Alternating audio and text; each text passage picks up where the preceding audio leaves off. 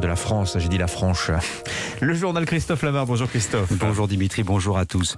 Allez, encore 2 semaines d'efforts avant d'alléger les contraintes. Le chef de l'État pourrait donner un agenda de sortie de crise et proposer quelques assouplissements. Tout cela reste bien sûr au conditionnel. On en saura plus à l'issue du Conseil de défense sanitaire prévu ce matin. En Grande-Bretagne, en revanche, c'est déjà l'heure de reprendre une vie normale. Plusieurs assouplissements sont prévus d'ici la semaine prochaine, Anaïs Cordoba. Cléo, employée d'une ONG, attendait cela avec impatience, la fin du télétravail obligatoire. Boris Johnson a exaucé son souhait. Dès aujourd'hui, elle peut retourner au bureau. Je m'en sors à la maison, mais je vis dans un tout petit appartement. Je n'ai pas un immense espace pour travailler et je ne vois rien d'autre de toute la journée. Donc j'ai hâte d'être au bureau. Je suis plus productive et même plus heureuse. L'autre restriction qui saute, c'est le port du masque. À partir du 27 janvier, les Anglais n'auront plus à le porter. Mais dès aujourd'hui, il n'est plus obligatoire à l'école. Une nouvelle qui ne rassure pas forcément Barbara, maman d'une élève en seconde. Je préférerais qu'ils gardent les masques en classe. Les jeunes de l'âge de ma fille sont vaccinés. Mais il faut protéger l'ensemble de la communauté. Car le Covid est toujours là. Ma voisine l'a eu il y a 2 ans et elle en souffre encore. Le 27 janvier, c'est aussi la fin du pass sanitaire pour les événements de grande ampleur. Et dans quelques semaines, une stratégie de long terme pour vivre avec le virus sera présentée par le gouvernement. Londres, Anaïs Cordoba, Europe 1. La crise sanitaire toujours, mais du côté de l'éducation nationale, on se prépare à une nouvelle journée de mobilisation. Les enseignants dénoncent un protocole inapplicable malgré les modifications apportées. 5 d'entre eux ont choisi de protester à leur manière, c'est-à-dire à vélo et sur le tracé mythique du Paris-Roubaix, mais dans l'autre sens. Au-delà du symbole, Véronique Carrasco critique le principe de l'école ouverte à tout prix, une fausse bonne idée selon elle. Elle enseigne en CP à Noyelles-sur-Lens dans le Pas-de-Calais. Moi, depuis la reprise, je tourne entre 5 et 8 élèves absents sur 24. Donc j'ai à peu près un tiers de ma classe qui n'est pas là, mais c'est pas les mêmes, ça tourne. Mais les enfants, le protocole, il fait qu'ils viennent pas, ils font des autotests, ils en font pas. En plus, c'est rien d'obligatoire. Donc le parent qui ne veut pas faire d'autotest, il garde son enfant 7 jours. Et du coup, il revient qu'au bout de 7 jours, mais entre-temps, il y en a qui sont repartis. Enfin, ça permet pas de faire un travail de classe avec l'ensemble de la classe, en fait. Ça permet pas de faire des apprentissages suivis. Soit j'arrête mon programme et du coup, on n'aura pas fait tout jusqu'à la fin de l'année, soit je continue, mais les enfants qui sont absents, ils peuvent pas rattraper comme ça, c'est pas possible, surtout quand il y a beaucoup d'absents comme ça dans la classe. Donc forcément, même si on laisse ouvert, ça va nous faire perdre des jours de travail effectifs pour l'ensemble des enfants. Véronique Carrasco, enseignante de CP au micro de Lionel Gougelot. À Paris, la manifestation est finalement autorisée, même si la demande est arrivée hors délai, précise la préfecture. Voilà, le grand bazar à l'école sur fond de crise plus profonde, de sentiment de déclassement de l'école de France. Ce sera le thème d'Europe 1 2022 tout à l'heure.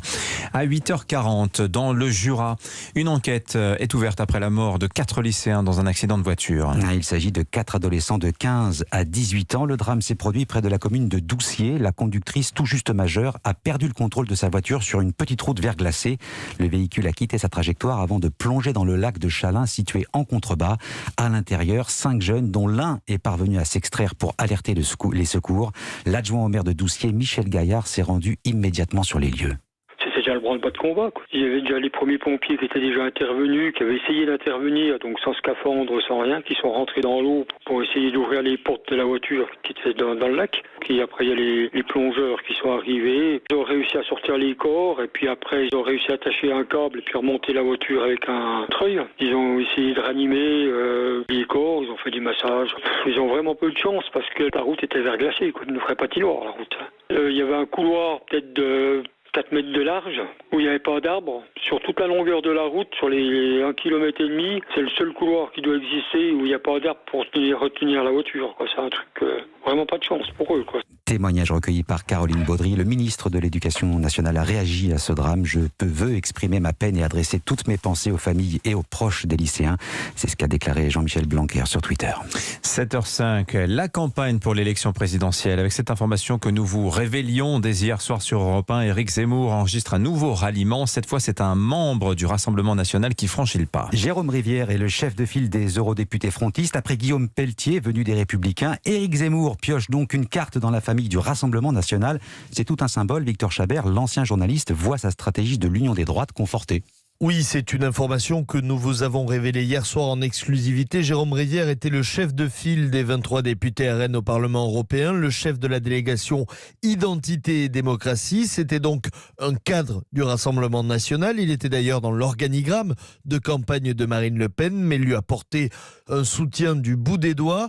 S'il n'est pas très connu du grand public, c'est quelqu'un qui a une longue expérience politique. Avant de rejoindre Marine Le Pen, il était notamment député UMP des Alpes-Maritimes de 2002 à 2007. Il sera nommé porte-parole d'Éric Zemmour et vice-président de son parti Reconquête, exactement comme l'ex-LR Guillaume Pelletier. Ce n'est pas une coïncidence. Depuis qu'il est entré en campagne, Éric Zemmour a pour objectif de réaliser l'union des droites, un pont entre le Rassemblement national et les Républicains. Il compte bien exploiter cette prise de guerre. Ses deux plus proches représentants viendront désormais des deux camps. Jérôme Rivière confirme que d'autres ralliements d'eurodéputés RN pourraient intervenir dans les prochaines semaines. Le candidat Éric Zemmour, dont le déplacement à Calais a dû être écourté en raison de la manifestation de militants Antifa alertés de sa présence par un journaliste. C'est ce qu'affirme Éric Zemmour qui annonce son intention de porter plainte. Le rugby pour terminer, nous sommes à 3 semaines du début du tournoi des 6 nations et le 15 de France offre une préparation musclée chez les commandos. Et Fabien Galtier aime bien surprendre. Le sélectionneur a donc décidé d'emmener ses joueurs faire un tour dans le sud de la France. Sauf que ce sera tout sauf une promenade puisqu'ils vont s'entraîner avec le 1er régiment étranger de cavalerie. Le camp est situé entre Marseille et Cassis, Axel May. Oui, le camp de Carpiagne, sa rusticité, son soleil, ses légionnaires et bientôt ses rugbymen. Fabien Galtier aime innover. Pour lancer cette campagne 2022, le sélectionneur a sollicité la Légion étrangère au nom des valeurs communes que partage le 15 de France et ce corps d'élite. Fraternité, solidarité, combativité, de quoi réjouir le général Alain Lardet, commandant de la Légion. Si à la Légion, mettant en avant la mission est sacrée, tu l'exécutes jusqu'au bout, dit le code d'honneur du légionnaire, et c'est pareil pour eux. La mission est sacrée, c'est gagner sur le terrain. Et bien sûr, ça ne se passera pas comme prévu. Mais en tout cas, au bout du bout, il y aura la force du collectif qui, même si on est surpris, va dire on serre les rangs, on serre les coudes et on se bat pour le camarade. Et on lui donnera le bon ballon pour qu'il marque l'essai. Le 15 de France va vivre une dizaine de jours au contact des légionnaires et ne devrait sortir du camp de Carpiagne que pour des entraînements sur le stade de rugby municipal à Aubagne. En cours de séjour, une rencontre avec des blessés de guerre est prévue et les Bleus se verront aussi remettre un képi blanc, symbole du légionnaire. Axel May du service des sports d'Europe 1. Voilà, le Royal étranger, on l'appelle aussi ce régiment, ce premier régiment étranger de cavalerie. Ah, ils vont souffrir, nos rugbyman, mais c'est des chances, ouais. Ça leur fait une mentalité de guerrier. Merci Christophe Lama.